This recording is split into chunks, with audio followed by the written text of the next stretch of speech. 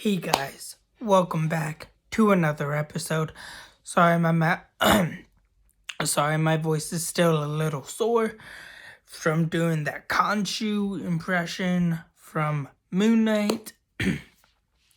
But I got my X-Men shirt on, and it is time to talk X-Men Origins Wolverine, the Wolverine, or X-Men Origins Wolverine.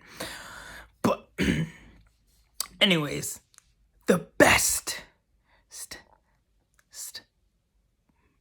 movie to come out the early 2000s.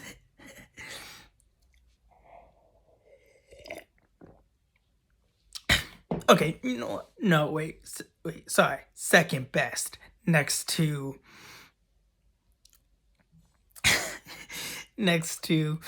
Spider-Man 3, because let's face it, we all love some Bully McGuire, don't we?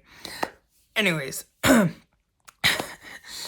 I kid. I'm just joking, but X-Men Origins Wolverine takes place in 1979, only 3 years away from battling from the actual X-Men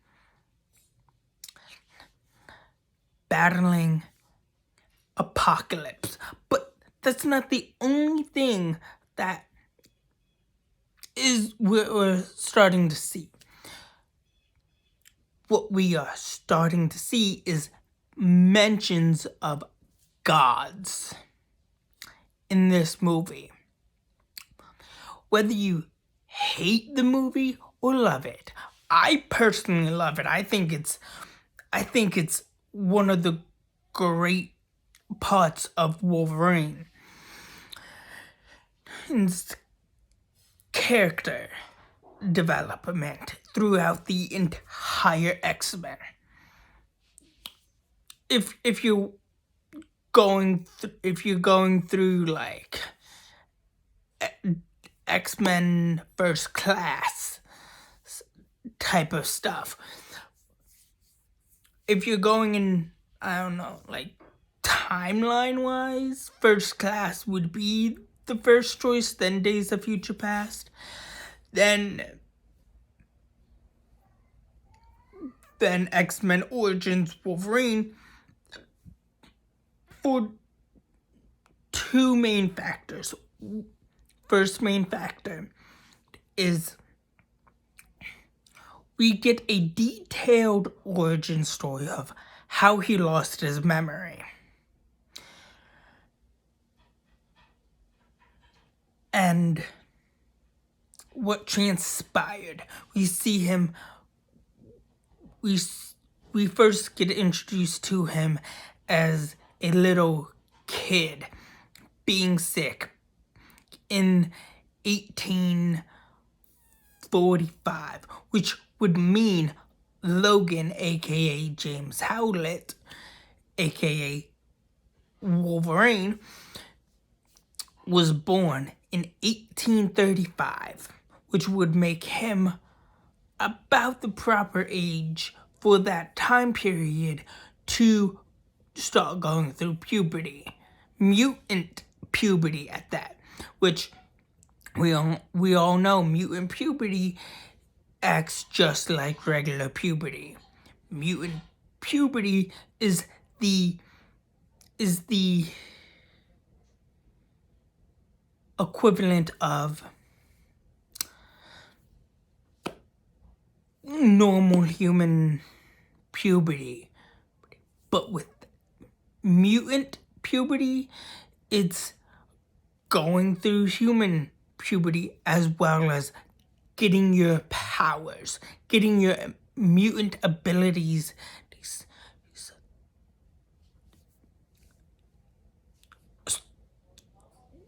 to the getting your mutant abilities as a kid, as a raging teen. Okay. it doesn't act, it's not like going through, it's not like getting Terrigen mist or being covered by Terrigen mist. It's more about the DNA. And we saw something similar to we saw an illusion of, I don't know, people getting their ancient people getting their or ancient people getting sparkled all over the place in ancient times in the Eternals. But that's for a future video. But the main thing is, we all know that the Eternals created the Celestials created the Deviants and the Eternals, right? The Eternals defeated the Eternals defeated the Deviants. We saw that already. And now we are seeing mutants, Inhumans, people with special abilities start forming. And whether you call Wolverine a mutant or a super soldier, actually he's quite both. He's a mutant super soldier, which we fail to realize he is. So whether you agree or disagree, Wolverine, one of my favorite anti-heroes,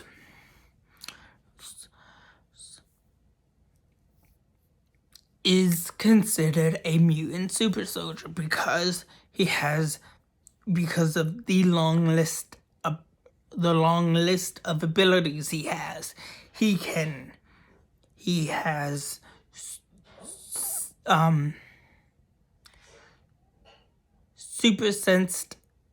super heightened sense of smell, super hearing.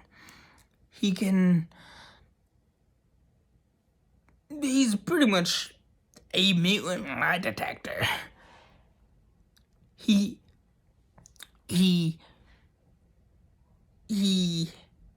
has all the characteristics of an animal.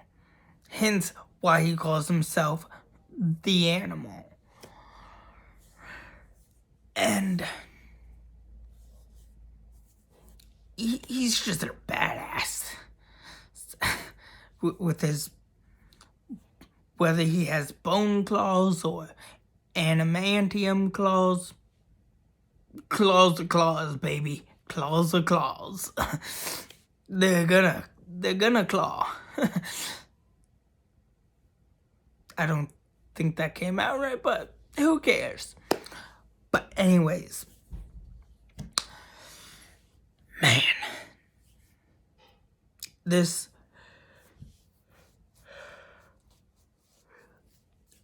film, as poorly received as it is, it's not a bad film. Although, it begs the question, who is the moon god that Silver Fox was referring to? Could it be Khonshu's other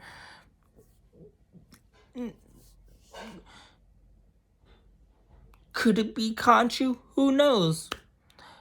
But the pure mention of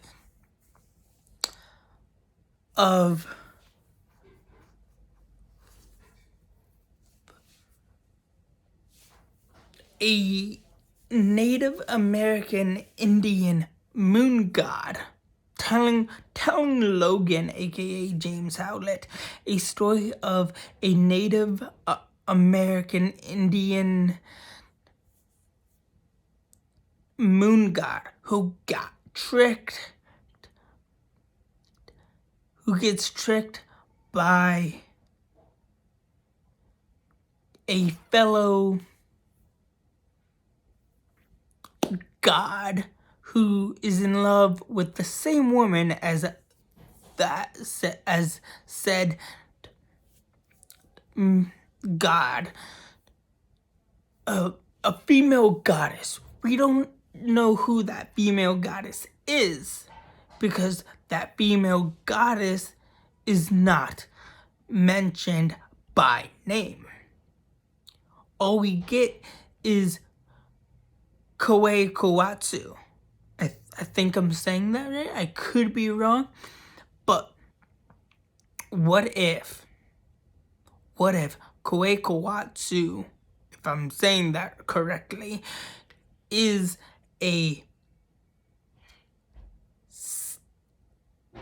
shorter name, a much proper Native American name for the Egyptian god Khonshu, aka the Egyptian god who is currently using Mark Spector slash Stephen Grant as his avatar, as his human meat suit. Think about it. Why mention a moon god in X-Men Origins Wolverine if it wasn't intended to be a part of the MCU, but also isn't a part of the MCU? Think about it. Let's just think about that for a second. We get a mention of a moon god. We get mentioned. We get told that he got tricked by a god, by another jealous god, who is a trickster. What trickster god are we talking about? I know it's not Loki. It could not be Loki. Could it be perhaps a Native American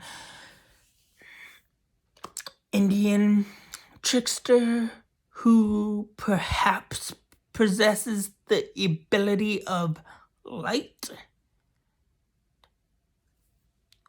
And when I'm referring to as light, I'm referring to as the sun, a sun god, who is a trickster, who could have possibly been a trickster. We don't know who the trickster is.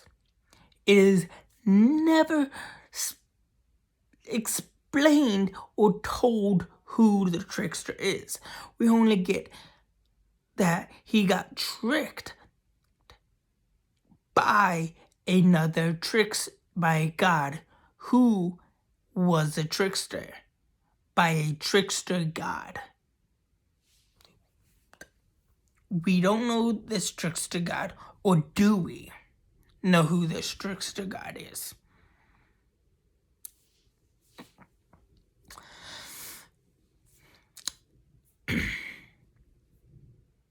I'm just saying, if you want evidence, the evidence is in the X-Men. I'm just saying, watch the X-Men from X-Men Days of Future Past. I mean, from X-Men First Class to this, to all the way up to Days of Future Past, and it will start to make sense. Just saying. I'm just a diehard X-Men fan. Just look at what I'm wearing. I'm wearing an X-Men shirt.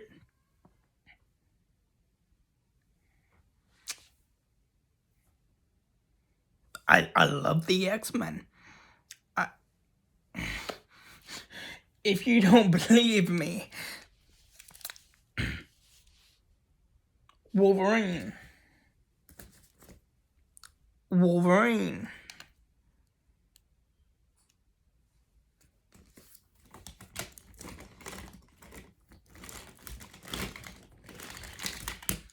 I got Wolverine with the gun. Because who doesn't like Wolverine with a gun? I mean, does he need a gun? No. Is he more badass with the gun? Absolutely. But why mention a god? Why mention a moon god? If it is not intended to perhaps be a part of the MCU while also not being a part of the MCU.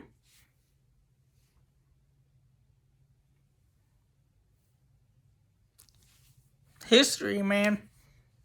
X-Men history. But, yeah. Anyways, that's all I have for you guys so far for right now.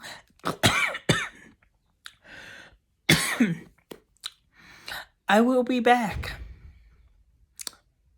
with Apocalypse. Yeah, I will be back with Apocalypse. X-Men Apocalypse. Gotta love that film. But anyways, once again, that's all I have for you guys so far. Please like, share, subscribe, and have a good day. Thanks. Bye.